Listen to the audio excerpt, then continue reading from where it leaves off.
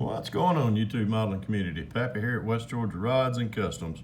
Hope everyone's doing well through all this craziness called coronavirus or COVID-19 or shelter in place or whatever y'all want to call this or whatever the government's calling this. But anyhow, I hope everyone is doing well. Everybody's healthy and safe and doing, following the guidelines as far as social distancing. Who would have thought this time last year we would be learning new words called social distancing, quarantine in place, and just all kind of things. But like I say, it's crazy. But what better thing to do once you get done with all your social distancing and quarantining in place and sit down at the model bench and get to building. That's what I've been doing. I've been actually, when I finished the last build that I was working on, I was sitting down one night, had the old iPad in my lap, and was looking through, just surfing, looking at some old hot rods and stuff, and thought, well, what can I build next? I happened up on a 1-to-1 scale car one night when I was just thumbing through there, and I thought, man, that's a cool car. Thought, if I got all the kit, or if I got a kit, yeah, I had a kit to do this with.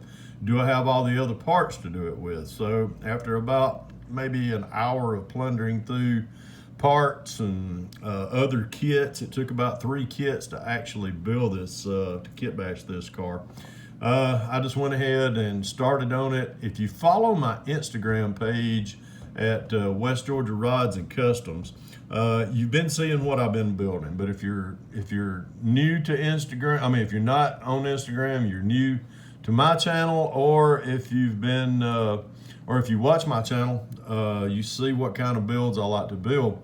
I love building Pro Street, and this one right here is something, when I seen it, I was like, you know what, gotta do it. So, why is it under green wraps? Because it's Charlie Mac's favorite color, green. So, what color did I paint it? Well, it's not Charlie Mac green, but it's a brother to Mac green. Here we go, let me pull it off.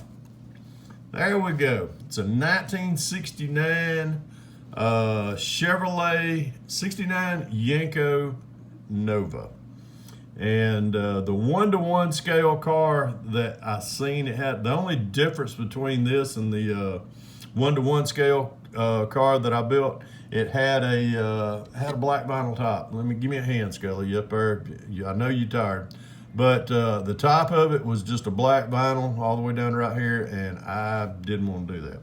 So I just decided to stick with the green that I could find to mimic this color. And the color that was closest to it is it's a Tester's lacquer. It's called emerald green. So I just went ahead and pull that. I had a can of it, didn't have enough, had to order some in. And my friends over at Model Roundup, they hooked me up. I tell you what, let me give it an old spin on the old turntable here. We, as far as the kits that it took to build this, the original kit to start off with was the Revell 69 Yenko Camaro, Nova, sorry. Not the Camaro, got Camaro on the brain. But I just went ahead and I pulled the body, utilized all the interior out of it and the motor. I'll pop the hood here in a minute and let y'all see inside the engine here in just in a second. The other things that I had to take out of a kit was the kit. The Yenko car comes with the rally hood, as far as got the vents right here. I was like, nah, I can't do a rally hood. So I went to the Revell 69 Nova 2-in-1 kit, and I pulled the cowl inducted hood out on it, and I was like, yeah, that's what I need.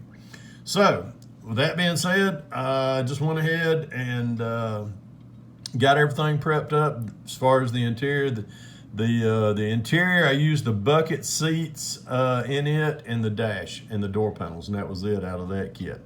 Now, as far as the frame that I used on that, let me turn it around.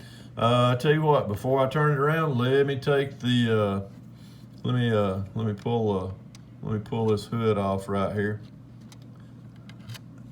slide that down right there. Give y'all a little look-see of what I did on the engine right there. The only thing that I have not finished yet, and I tell you what, if you see this wire that's kind of protruding down toward that fender well right there, I've got to get an ignition box. I thought I had some Mallory ignition boxes, but I don't, so I got some of those ordered. That's the only thing right there I have not got finished. So I can say I'm 99.9% finished with this build. But I used the, just wired and plumbed the 427 engine, big block Chevy engine in this. Went as just as bone stock with the, as far as the kit engine.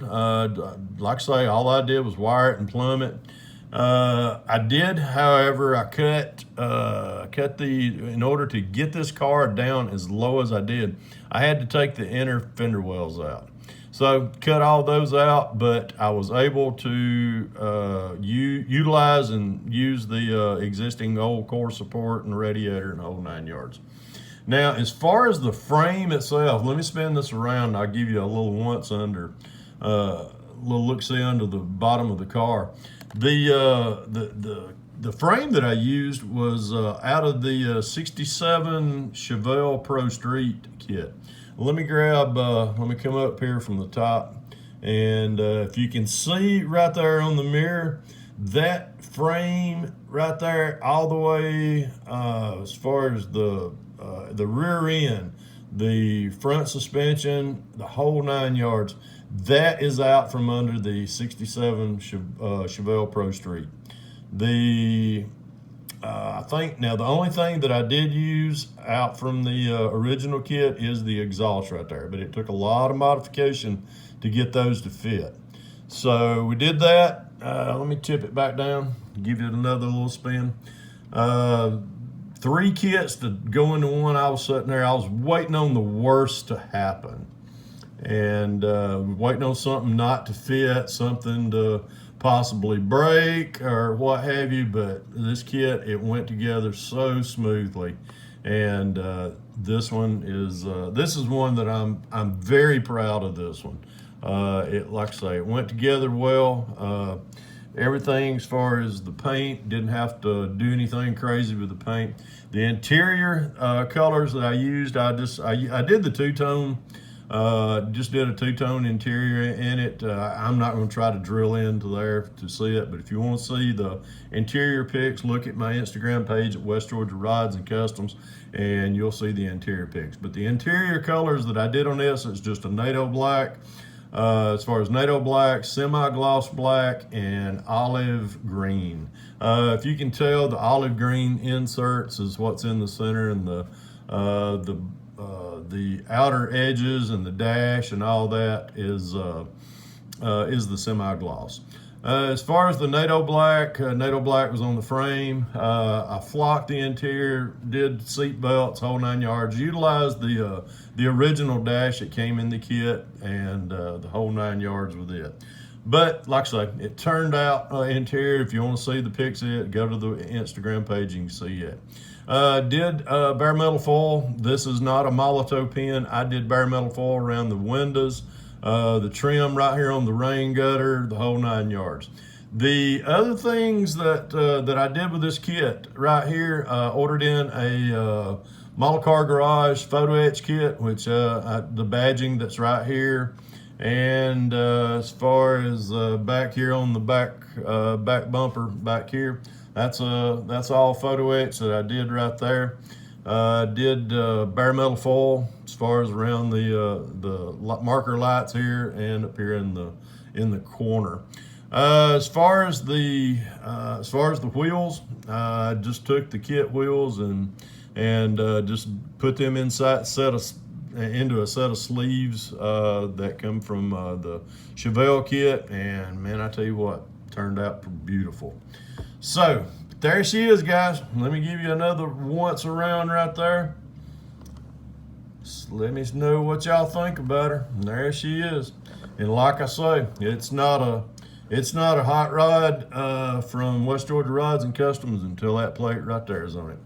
Remember, folks, if you can dream it, build it. Remember, God bless y'all. Peppy out of here.